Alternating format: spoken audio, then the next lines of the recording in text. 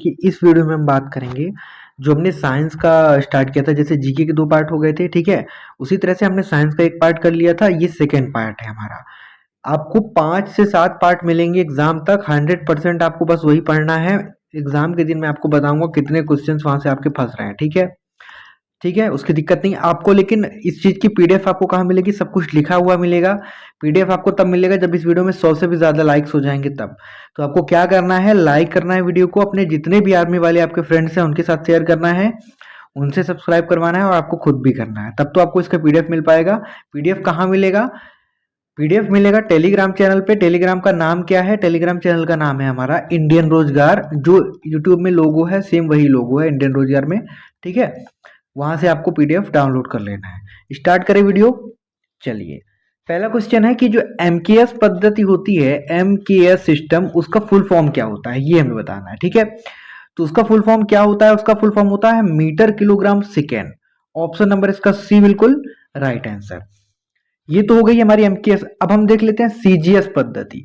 एक होती है हमारी सीजीएस पद्धति। सीजीएस पद्धति का सेंटीमीटर ग्राम सेकेंड, इसका ये फुल फॉर्म होता है, ठीक है?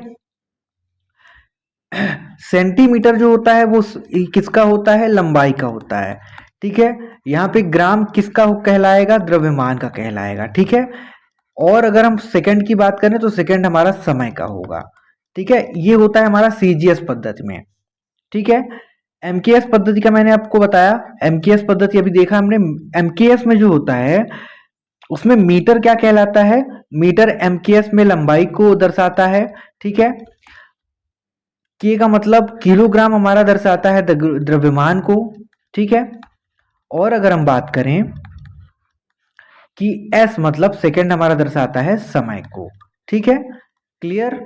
उसकी बात एक और हमारी होती है सीजीएस। सीजीएस और एमकेएस, ठीक है? दोनों चीजें हमने देख ली। अच्छा, अगर हम बात करें कि बल की और सीजीएस मात्रा में, सी एमकेएस पद्धति में, एमकेएस पद्धति में बल का मात्रक क्या होता है? बल का क्या मात्रक होता है? तो बल का होता है हमारा डाइन। क्या होता है? सी एमकेएस पद्धति में डाइन। और अगर हम बात करें कार्य का मात्रक, तो कार्य का मात्रक होता है हमारा अर्ग। क्या होता है? अर्ग। कार्य का वैसे नॉर्मल मात्रक क्या होता है? कार्य का मात्रक होता है जूल, ठीक है? सीजीएस पद्धति में।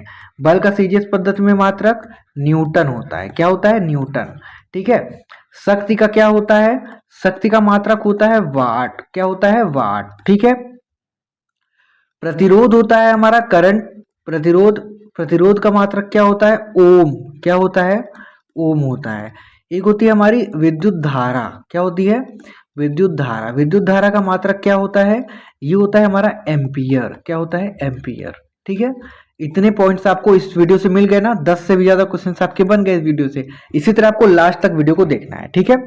चलिए, अगला क्वेश्चन, दूरी कैसी राशि है?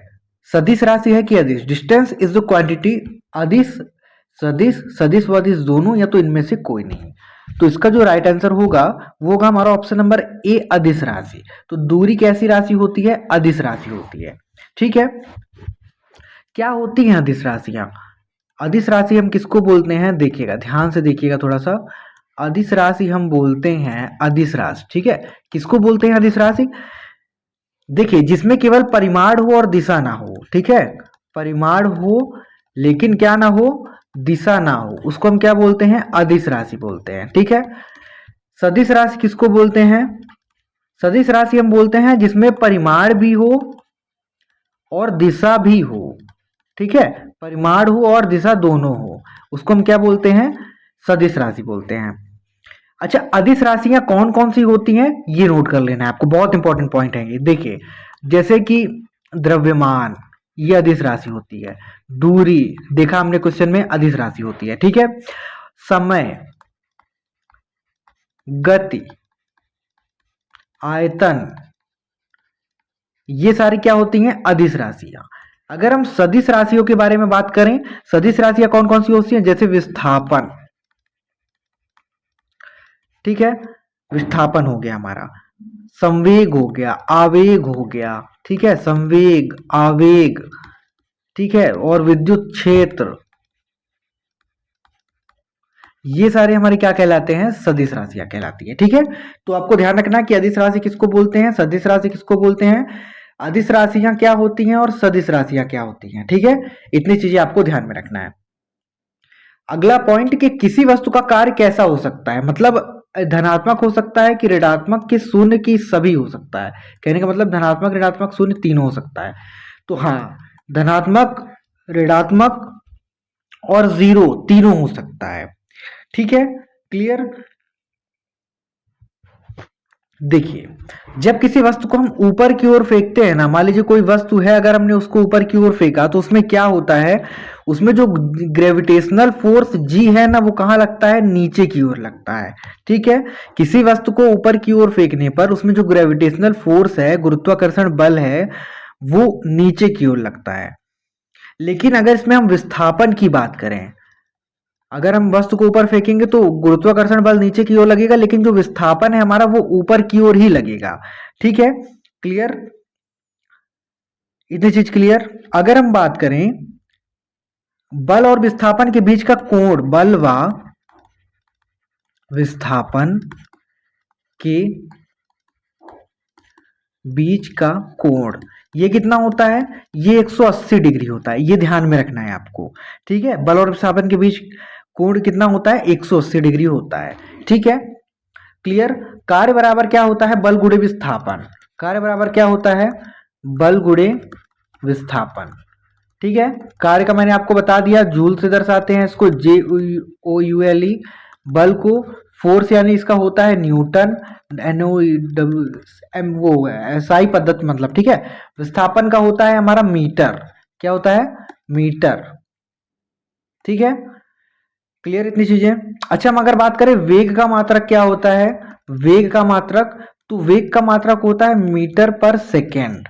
त्वरण का मात्रक क्या होता है, अगर हम बात करें त्वरण का, एक्सेलरेशन, तो त्वरण का मात्रक होता है मीटर पर सेकेंड स्क्वायर। ठीक है, क्लियर इतनी चीजें। चलिए आगे बढ़े आप, चलिए नेक्स्ट क्वेश्चन की ओर बढ़ते हैं। देखिए, मैं आपको एक बहुत इंपॉर्टेंट पॉइंट बता देता हूँ जल्दी से। SSC GD का हमारा भी रिजल्ट आया है 8 तारीख को। उसमें हमने सुपर 30 बैच लॉन्च किया था, जिसमें सिर्फ 30 बच्चे थे। ठीक है, ये उन सुपर 30 बैच के स्टूडेंट्स है, जिसमें से 30 में से 29 का सिलेक्शन हुआ है। एक ने एग्जाम नहीं दिया था, उसका सिलेक्शन नहीं हो पाया।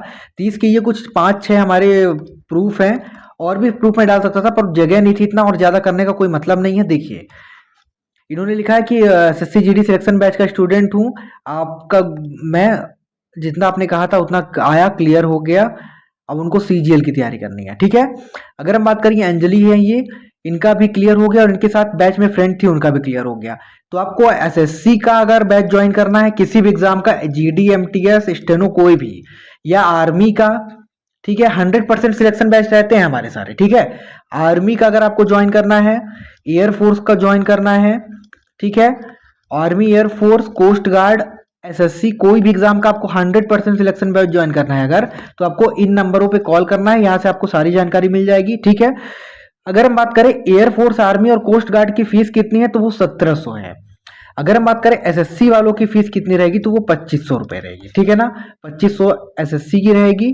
ठीक है, और आर्मी एयरफोर्स की कितनी रहेगी, 1700 रहेगी। ठीक है, तो आपको ध्यान में रखना है, इन नंबर पे कॉल करना है। अगर आपको आर्मी में, आप जैसे एग्जाम है आपका 17 से 21 तक, आपने कुछ नहीं पढ़ा है, तो आपको एक PDF मिलेगी, उस PDF से 100% सारे क्वेश्चंस आएंगे। अगर आपको लेना है वो PDF, तो डिस्क्रिप्शन में एक लिंक दी हुई है, आई मोजो लिखा होगा वहां पे, और लिखा होगा ई-बुक लिंक। ठीक है, वहां से आप जाकर के ई-बुक को ले सकते हैं। ठीक है ना, उसमें साइंस, जीके, मैथ सब कुछ है, बस आपको रट लेना है, पूरा क्वेश्चन वहीं से बनेगा। ठीक है, चलिए अगला क्वेश्चन है हमारा कि गुरुत्वीय त्वरण किस पर निर्भर नहीं करता है, वस्तु के आकार पर, वस्तु की लंबाई पर, द्रव्यमान पर, या तो इन सभी पर। तो ऑप्शन नंबर इसका डी बिल्कुल राइट आंसर हो जाएगा। ठीक है, गुरुत्वीय त्वरण मैंने आपको बताया ये क्या होता है, नियतांक होता है। गुरुत्वीय त्वरण एक नियतांक होता है। जी एक क्या होता है, नियतांक होता है। ठीक है, ध्यान रखना है, जी एक क्या होता है, नियतांक होता है।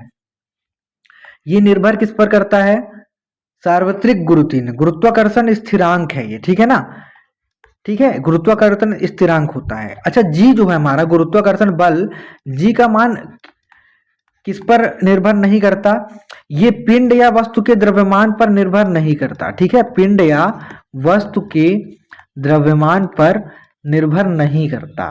ठीक है। अच्छा, इसमें क्या होता है, इसमें परिमाण भी होता है। कभी आपसे पूछ सकता है जी में परिमाण होता है कि नहीं, और दिशा भी होती है। ठीक है ना, परिमाण भी होता है और क्या होती है, दिशा भी होती है। ठीक है, कोई दिक्कत। अच्छा, एक होता है हमारा गुरुत्वाकर्षण स्थिरांक।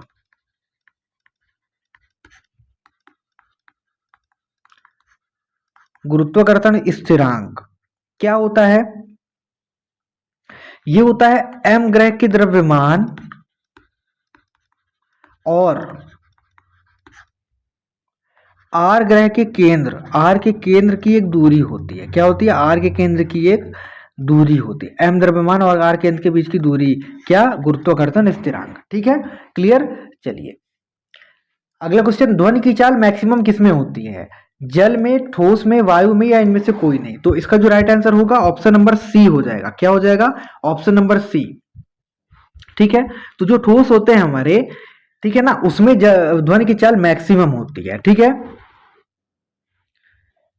कोई दिक्कत इतने में, आगे बढ़े। देखिए अगर हम बात करें तरलों में, तरल में, ठीक है ना, तरल में, इसमें क्या होता है, इसमें जो घनत्व होता है कम होता है, कम घनत्व होता है। ठीक है, क्यों घनत्व कम होता है इसमें, जो अणु होते हैं, अणु, जो इसमें अणु होते हैं तरल ठोस की तुलना में, ठीक है ना, ठोस की तुलना में जो अणु होते हैं वो क्या होते हैं, अधिक दूरी पे होते हैं। क्या होते हैं, अधिक दूरी पे होते हैं। इस वजह से इसमें घनत्व क्या होता है, कम होता है। ठोस में एकदम अणु पास पास होते हैं, ठीक है ना, एकदम क्या होते हैं, पास पास होते हैं। इस वजह से उसमें घनत्व क्या होता है और स्पीड भी क्या होती है, तेज होती है। लेकिन लिक्विड में क्या होता है, घनत्व, वो अणु दूर दूर होते हैं, इस वजह से इसमें घनत्व क्या होता है, कम होता है। अगर हम गैस की बात करें, ठीक है, गैसेस की बात करें, इसमें शिथिल होते हैं बहुत कण। कैसे होते हैं, शिथिल होते हैं। ठीक है, कैसे होते हैं, शिथिल। ठीक है, और अगर हम बात करें सबसे ज्यादा गति किसमें होती है, तो स्टील में। मैक्सिमम स्पीड किसमें होती है, मैक्सिमम स्पीड होती है हमारी स्टील में। ठीक है ना, सबसे ज्यादा स्टील में होती है। इसमें से हमें बताना किसमें होती है, लेकिन सबसे ज्यादा स्टील में होती है।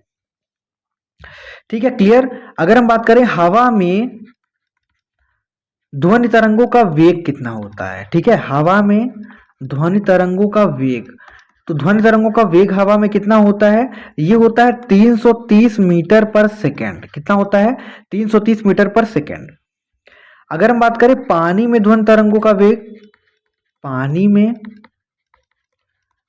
ध्वनि तरंगों का वेग, तो ये कितना होता है, ये होता है हमारा 1480 मीटर पर सेकेंड। कितना, 1480 मीटर पर सेकेंड। इतनी चीजें आपको इसमें याद रखनी है। ठीक है, चलिए अब इसमें बताना है कि निम्न में से कौन प्रकाश का सर्वोत्तम परावर्तक होता है, पानी, कागज, सिल्वर या कांच। क्या होगा इसका राइट आंसर, इसका जो राइट आंसर होगा हमारा कांच, यानी ग्लास। ठीक है, ग्लास जो है सबसे ज्यादा परावर्तक होता है, अच्छा हमारा। ठीक है, ग्लास सबसे अच्छा परावर्तक होता है। ठीक है, देखिए परावर्तक को माध्यम के दो अलग अलग स्रोतों के बीच, क्या परावर्तक क्या होता है, कुल मिलाकर के ये माध्यम का दो अलग अलग स्रोतों के बीच में एक पृष्ठ होता है। ठीक है ना, जिसमें तरंगों की जो दिशा होती है वो परिवर्तित हो जाती है, कुल मिला के ये। और इसमें जो तरंगे होती है वो उसी दिशा में लौट जाती हैं जहां से ये उत्पन्न होती हैं। ठीक है ना, जहां से आती हैं उधरी को ये चली जाती हैं। जैसे अगर हम बात करें प्रकाश की तरंग, ठीक है, प्रकाश तरंगे, ठीक है, ध्वनि तरंगे, और क्या, जल तरंगे। ठीक है, ये ऐसी तरंगे होती है कि जिस माध्यम से आती है ना उसी माध्यम में ये वापस लौट जाती है। ठीक है, इतनी चीजें आपको ध्यान में रखनी है। अब इसमें कह रहा है कि प्रतिरोध का मात्रक, मैंने आपको बता दिया प्रतिरोध का मात्रक ओम होता है। अगर हम और इंपॉर्टेंट पॉइंट्स की बात करें, जैसे करंट होता है, करंट, करंट यानी विद्युत धारा, इसका क्या होता है, एम्पियर होता है। क्या होता है, एम्पियर। ठीक है, अगर हम बात करें वोल्ट की, वोल्टेज की, तो वोल्टेज का क्या होता है, वोल्टेज का होता है वोल्ट। ठीक है, अगर हम बात करें पावर की यानी शक्ति की, शक्ति का क्या होता है मात्रक, शक्ति का होता है हमारा वाट। क्या होता है, वाट। ठीक है, अगर हम बात करें प्रतिरोध की, तो मैंने देख लिया प्रतिरोध ओम होता है। ठीक है, एक होता है हमारा फ्रीक्वेंसी यानी आवृत्ति। क्या, फ्रीक्वेंसी, फ्रीक्वेंसी। आवृत्ति का क्या होता है, आवृत्ति का ऊर्जा है हर्ट्ज, क्या होता है हर्ट्ज, ठीक है। एक होता है हमारा चार्ज यानी आवेश, आवेश का क्या होता है, आवेश का होता है कूलाम, COULOUMB, ठीक है, कूलाम होता है, ठीक है। क्लियर इतनी चीजें, इतना आपको ध्यान में रखना है, ठीक है। आगे बढ़े, चलिए। किन्हीं दो चुंबकों के समान ध्रुव एक दूसरे को क्या करते हैं, समान की बात हो रही है, असमान की बात नहीं हो रही है, सिमिलर पोल्स की बात हो रही है। तो जब हमारी समान की बात होगी ना, तो समान क्या होगा, प्रतिकर्षित करते हैं, और जो असमान होते हैं ना, वो क्या करते हैं, आकर्षित करते हैं, ठीक है, ध्यान रखना है। जो चुंबक के असमान ध्रुव होते हैं वो एक दूसरे को आकर्षित करते हैं, और जो समान ध्रुव होते हैं वो क्या करते हैं, प्रतिकर्षित करते हैं, ठीक है। क्लियर, इतनी चीज क्लियर हो गई। अच्छा, अगर हम बात करें कि जो दो चुंबकीय होते हैं हमारे ध्रुव, ठीक है, जो दो चुंबकीय ध्रुव होते हैं वो क्या करते हैं, विपरीत, समान और विपरीत दिशा में बल लगाते हैं, क्या करते हैं, समान व विपरीत दिशा में बल लगाते हैं, ठीक है ना, समान व विपरीत दिशा में बल लगाते हैं, इस चीज को भी आपको ध्यान में रखना है, ठीक है ना। अच्छा, दो स्थिर, और एक पॉइंट आपको याद रखना है, जो बल होता है वो ध्रुवों के बीच की दूरी के व्युत्क्रमानुपाती होता है, ठीक है ना। बल क्या होता है, ध्रुवों के बीच की दूरी के क्या होता है, व्युत्क्रमानुपात, ठीक है, ये भी आपको ध्यान रखना है, व्युत्क्रमानुपाती होता है, ठीक है, व्युत्क्रमानुपाती होता है, बस इतने पॉइंट्स आपको याद रखना है। अब इसमें हमको बताना है कि ऐसी कौन सी प्रक्रिया होती है जिसमें ठोस गैस सीधे ठोस में परिवर्तित हो जाती है। तो ऐसी कौन सी प्रक्रिया होती है, जादुई प्रक्रिया, वो होती है डिपोजिशन। कौन सी होती है, डिपोजिशन, ठीक है, जिसको हम बोलते हैं निक्षेपण, क्या बोलते हैं, निक्षेपण बोलते हैं हिंदी में, ठीक है ना। डिपोजिशन को हम क्या बोलते हैं, निक्षेपण बोलते हैं। अच्छा देखिए, निक्षेपण में तो क्या होता है, देखिए मैंने आपको बता दिया, निक्षेपण में क्या होता है, गैस बदल जाती है किसमें, ठोस में, ठीक है ना, गैस बदल जाती है किसमें, ठोस में। अगर हम बात करें, एक होती है हमारी ऊर्ध्वपातन, क्या होती है, ऊर्ध्वपातन अपक्रिया। ऊर्ध्वपातन अपक्रिया में क्या होता है, इसमें होता है जो ठोस होता है ना हमारा, ठोस बदल जाता है द्रव में, उसी को हम क्या कहते हैं, ऊर्ध्वपातन कहते हैं। एक होता है हमारा वाष्पीकरण, क्या होता है, वाष्पीकरण। वाष्पीकरण में क्या होता है, वाष्पीकरण में होता है कि जो ठोस होगा या तो द्रव होगा, ठीक है, ठोस होगा या तो द्रव होगा, वो किस में बदल जाएगा, वो गैस में बदल जाएगा, किस में बदल जाएगा, गैस में। अच्छा, एक होता है हमारा हिमकरण यानी हिमांक भी जिसको बोलते हैं, हिमकरण या हिमांक, ये क्या होता है, हिमकरण या हिमांक क्या होता है, ये होता है द्रव को ठोस में बदलने की प्रक्रिया, क्या, द्रव को ठोस में बदलने की प्रक्रिया, ठीक है। इतने पॉइंट्स आपको याद रखने हैं। अगला पॉइंट हमारा कि परमाणु के नाभिक में क्या होता है, प्रोटॉन होता है, न्यूट्रॉन होता है, इलेक्ट्रॉन होता है, कि प्रोटॉन तथा न्यूट्रॉन होता है। तो right answer option number C, lock कर दीजिए इसको बिल्कुल, ठीक है। देखिए, अब बहुत इंपॉर्टेंट पॉइंट्स मैं आपको बताता हूं, आपको नोट कर लेना है। परमाणु के नाभिक में क्या होता है, धनात्मक विद्युत आवेश होता है, ठीक है। अच्छा, नाभिक जो होता है क्या करता है, वो परमाणु के केंद्र में स्थित होता है, ठीक है। नाभिक क्या होता है, हमेशा परमाणु के केंद्र में स्थित होता है, ठीक है। जो परमाणु का अधिकांश भाग होता है ना, परमाणु का अधिकांश यानी मैक्सिमम जो पार्ट होता है हमारा परमाणु का, वो कहाँ होता है, वो नाभिक में ही होता है, ठीक है। क्लियर इतनी चीज। परमाणु में क्या होते हैं, परमाणु में क्या क्या होते हैं, परमाणु में होते हैं प्रोटॉन व न्यूट्रॉन, ठीक है, ठीक है। जो प्रोटॉन होता है वो कैसा होता है, प्रोटॉन धनात्मक होता है, प्रोटॉन कैसा होता है, प्रोटॉन होता है धनात्मक। और न्यूट्रॉन कैसा होता है, न्यूट्रॉन होता है उदासीन, क्या होता है, न्यूट्रॉन उदासीन होता है। अगर हम बात करें इलेक्ट्रॉन कैसा होता है, तो इलेक्ट्रॉन ऋण आवेशित कण है, बहुत इंपॉर्टेंट पॉइंट है ये। इलेक्ट्रॉन कैसा होता है, ध्यान रखना है, ऋण आवेशित कण होता है, कैसा होता है, ऋण आवेशित कण, ठीक है। इतनी चीजें आपको इस क्वेश्चन से ध्यान रखनी है। अब कह रहा है कि आवर्त सारणी में जो क्षैतिज पंक्तियां होती हैं, हॉरिजेंटल रोज, उसको हम क्या कहते हैं, ठीक है ना। तो उसको हम क्या कहते हैं, आवर्त कहते हैं। क्या कहते हैं, आवर्त। हॉरिजेंटल यानी जो क्षैतिज पंक्तियां होती हैं ना, उसको हम आवर्त कहते हैं। अगर हम बात करें ऊर्ध्वाधर जो पंक्तियां होती हैं, ऊर्ध्वाधर पंक्तियां को क्या कहते हैं, तो उनको हम बोलते हैं समूह। क्या बोलते हैं, समूह बोलते हैं। ठीक है। अगर हम बात करें कि एक आधुनिक आवर्त सारणी में कितने आवर्त होते हैं, तो एक आधुनिक आवर्त सारणी में कितने आवर्त होते हैं, तो ये होते हैं 7 आवर्त। ठीक है, इसको ध्यान में रखना है आपको। अच्छा, अगर हम बात करें कि आवर्त सारणी में जो विद्युत ऋणात्मकता होती है, विद्युत ऋणात्मकता, ठीक है ना, आवर्त सारणी में विद्युत ऋणात्मकता कहां से कहां की ओर जाती है, तो ये जाती है बाएं से दाएं की तरफ बढ़ती है। ठीक है ना, बाएं से दाएं की ओर बढ़ती है। ठीक है। अगर हम बात करें तत्वों की आयनीकरण ऊर्जा जो होती है, तत्वों की आयनीकरण ऊर्जा, ये कैसे होती है, तत्वों की आयनीकरण ऊर्जा कैसे होती है, तो ये जो होती है वो हमारी कहां से कहां की ओर बढ़ती है, बाएं से दाएं की ओर ये भी बढ़ती है। ठीक है ना, बाएं से दाएं की ओर ये भी बढ़ती है। कोई दिक्कत, इतने पॉइंट्स आपको याद रखने हैं। ठीक है, तो ये था हमारा आज का वीडियो। अगर आपको वीडियो पसंद आया हो तो आपको लाइक करना है। क्या करना है, लाइक, शेयर और सब्सक्राइब करना है। ठीक है, और अपने फ्रेंड्स के साथ के शेयर करना है। 100 लाइक्स हो जाएंगे तो आपको टेलीग्राम पे मिल जाएगा पीडीएफ। ठीक है, धन्यवाद।